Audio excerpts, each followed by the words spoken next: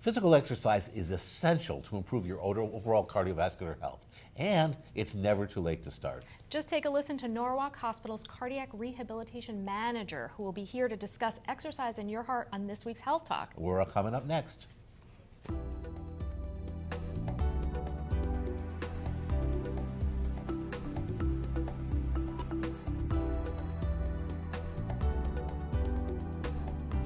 Hello, I'm Dr. Eric Mazer. And I'm Dr. Andrea Peterson. Our guest today on Health Talk is Mary Boudreau. She's an advanced practice registered nurse, and she's the manager of cardiac rehabilitation services at Norwalk Hospital. Glad to have you here, talking about a very important topic. Yes, thanks for having me. Cardiac rehabilitation. We know we've had tremendous success with heart disease in reducing mortality. We see a lot of people living longer even after they've had cardiac events. You do cardiac rehab, so your job is growing. Okay, that's right. That's right. So tell us, what do we mean by cardiac rehab? What does it involve, and how has that changed from the way we thought about things 30 years ago? Okay, well, cardiac rehab is primarily a program that patients attend after they've had some sort of cardiac event. So initially, I might meet with this patient in the hospital after they've had a heart attack and go over some education that they might need when they first go home, but we really like to get them into that outpatient cardiac rehab program as soon as possible. Certainly the centerpiece of the program is exercise, and the patients wear a portable heart monitor so that we can monitor them safely. They have a prescription for their exercise, and so they are progressed accordingly to their conditioning level and other factors that come into play. So this is great news, because I think, decades ago we thought that somebody after having a heart attack, if they had survived it, could do almost nothing. Right, we wanted to rest the heart so it could heal. That was the thought. At least for a while. That we didn't want to do exercise because we wanted the heart to heal. And now it's a totally different paradigm. And that's true. When I first started in cardiac rehab, I guess it's over 15 years ago now, the patients did not get out of bed for several days, and then eventually we got them up to walk, and they were often in the hospital for 2 weeks, whereas now they're out within a couple of days. So we really need to get to those patients so that they do know what to do when they go home, and to get them into that cardiac rehab program as soon as possible. So we know that early exercise is actually important and healthy for the patient, because Yes. as we've again learned, put somebody in bed for 6 weeks and they massively decondition. Right. They lose a lot of muscle strength, and we don't want that to happen. And the exercise stress on the heart is usually not too bad. But there are some risks, and maybe you could tell about why then a supervised program is important. Right. Well, certainly after a cardiac event, especially a heart attack, the heart is in the process of healing or recovery. So being able to detect any kind of abnormalities in the rhythm, being able to monitor the blood pressure, which is done before, during, and after exercise, to see how the body is responding to that, and just getting the patient in a habit of doing the regular cardiovascular exercise in a safe setting is really the best way to go about that. And maybe we can take a step back and talk about the role of exercise in hopefully preventing a heart attack. Okay. Exercise is one of the risk factors, or lack of exercise, that we can certainly work on for ourselves to prevent any type of heart disease in the future. Exercise, primarily cardiovascular, as I said, has lots of benefits. First of all, certainly when you're exercising, we call the heart a muscular organ, which it is, but really you're exercising your large muscle groups, your arms and your leg muscles, and by doing so, that creates more conditioning and actually promotes better utilization and storage of oxygen, so it, in so doing, reduces the heart's workload. So this is the main benefit right there. It's an interesting almost paradox, because the other muscles are getting stronger, Right. so it puts less stress on your heart to do the simple activities of daily living. Right, and it strengthens your heart in the long run there. There's also a lot of other benefits. By doing this type of exercise, it helps to promote control of your blood pressure and heart rate at rest. It actually helps to decrease the cholesterol levels and promote increase of the HDL, the good cholesterol. It helps to actually alleviate stress, because the stress, the endorphins are released, which are actually what we call like the feel-good chemicals, which can promote less stress, reduction of anxiety, just a better overall feeling. All of these things that contribute to heart disease. I think that's a really important point. There's a lot of good evidence linking regular exercise to improved mental health. Right. To less depression, less anxiety, and that's true both in somebody who's not had heart disease, right. And I'm wondering if it's also true in the patients you see in cardiac rehab. Oh, it's absolutely true. And often when patients first come into the program, they do suffer from some depression and anxiety. Just the uneasiness of going through something major like this in their lives can have a great impact. But once they get into the program and they start exercising after a couple of weeks, they can really notice when they're done with their exercise session, oh, I feel better, my head is clearer, I'm getting more confidence, so we do see an effect. And I think, again, you've mentioned that it's monitored so that the risks that are there, and we know there are risks, the heart is irritable, right. it may have exercise may trigger an abnormal rhythm, the heart may not respond to blood pressure demands as much, right. but you can monitor that and tailor then the amount of exercise for that patient so they don't have those problems. That's exactly right. So that's really what we do when they're there for their exercise.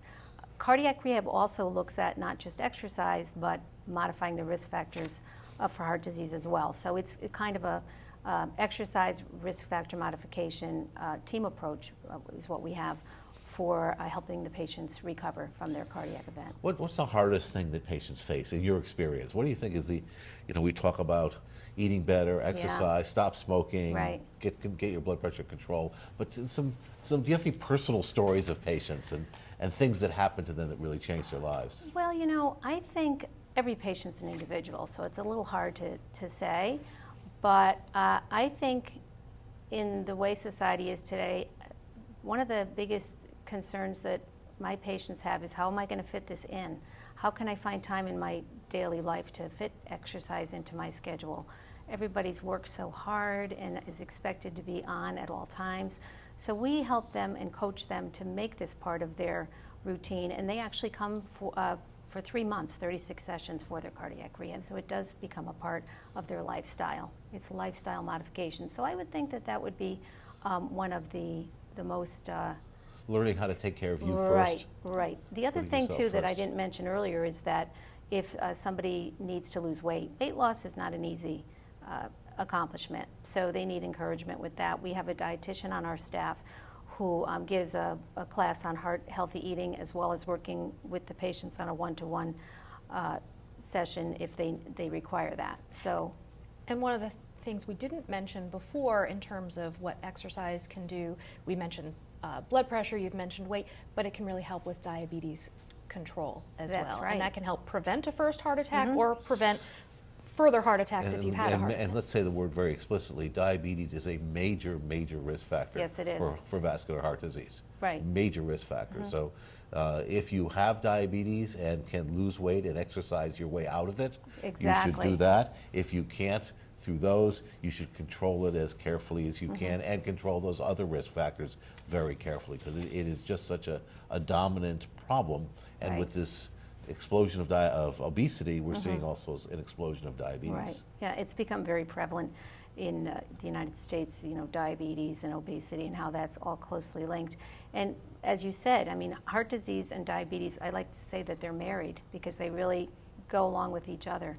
So whatever we can do when you tie exercise into all those things, it's going to have an impact on all of those risk factors that we have been discussing. So, now we talk about exercise, but we've been very general in talking about exercise. Can you be more specific? I know the American Heart Association has specific goals and prescriptions for exercise, some of which appear somewhat daunting to the sedentary individual. Tell us a little bit about what are those goals and how do you get there in a reasonable way without facing a mountain that just looks too hard to climb and giving it up? Well, that's true. We don't want people to get overwhelmed who haven't maybe exercised at all or very little before.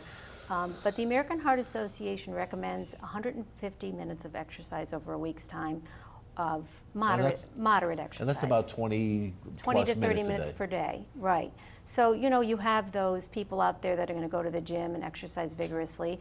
but you have other people that are just trying to fit exercise into their lives. So even taking a 30-minute walk per day is a wonderful way to Well, fit that's a good. exercise. Is a walk enough, or do you have to walk fast enough to raise your heart rate? That's a good point. To have that be meaningful. Right, right. That's a very good point. You do want to walk briskly, and with any type of cardiovascular exercise, you want to have a continual increase in your heart rate, we like to say. So you want to walk briskly enough to increase the heart rate and the blood pressure, and in a continuous fashion. So ideally, if you can walk 30 minutes straight in a brisk fashion, that's really the best way to approach that. Now, some research has shown that even if you have to break it up into segments, so if you do 10 minutes, 10 minutes, 10 minutes, you still will have benefit from that. So, and really start where you are. Exactly. Those and if there's a concern, things. you certainly should. You really should go to your doctor first before you start any type of exercise regimen. There's some simple ways to increase exercise in your day that you can just build right in, and I've used several of them successfully at times. But parking further away from the store when you're going in, using stairs instead of elevators, looking for those stairs. I think those are easy ways to exercise, which don't really take anything other than the decision to walk away from the elevator. Right. So anything that you can do throughout the day that you can choose that's going to actually make you active rather than sedentary is a great way to build that exercise into your lifestyle. So it's all about lifestyle modification. Let me ask you, as a former, current, and intermittently fat person, food for many of us has an unusual place in our lives. It's not just eating to live, but it becomes a reward system. It becomes a way to relax. It becomes a way to escape. Right. What do you replace for that as part of successfully maintaining your weight? Well, we're getting back to exercise again, but certainly when you exercise regularly, it can actually have an effect of decreasing your appetite. And also you're getting that fulfillment of, sort of we mentioned before, feeling better when you exercise. So when you want that Twinkie, go up and down the stairs a couple of times? That should do it, Eric. That'll solve that problem. But I think you're right. I think when people are exercising, they're feeling better. They're feeling better about themselves, and sometimes that can help reinforce. Right. And they know that they're doing something to help themselves. So if they're exercising, then hopefully they're going to want to modify their diet because they're going to want to be healthy. And a lot of people, we have less than a minute, but a lot of people don't realize how much they're eating. So do you want to say anything about food diaries or really keeping track of what you're eating? And I think a lot of people would be surprised that they're putting a lot of calories into their body that they don't realize. They would be very surprised because portion sizes are completely out of control.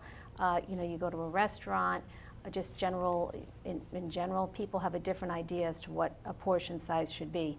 So that is something. And they're different in this country than elsewhere in the world. Right. You wouldn't see that in Europe when you go out to dinner. You'd have a nice dining experience, not a gluttonous experience. Yes. Unfortunately, we've run out of time. This is such an important topic. We'd like to thank our wonderfully informative guest, Mary Boudreau, for coming on Health Talk, sharing these tips and ways for you to be healthy at home. Thank you so much, Mary. And viewers, if you have questions or comments for us, please send them to us at healthtalk@wchn.org. Thanks so much for watching. Take care, exercise, watch your diet, and be well.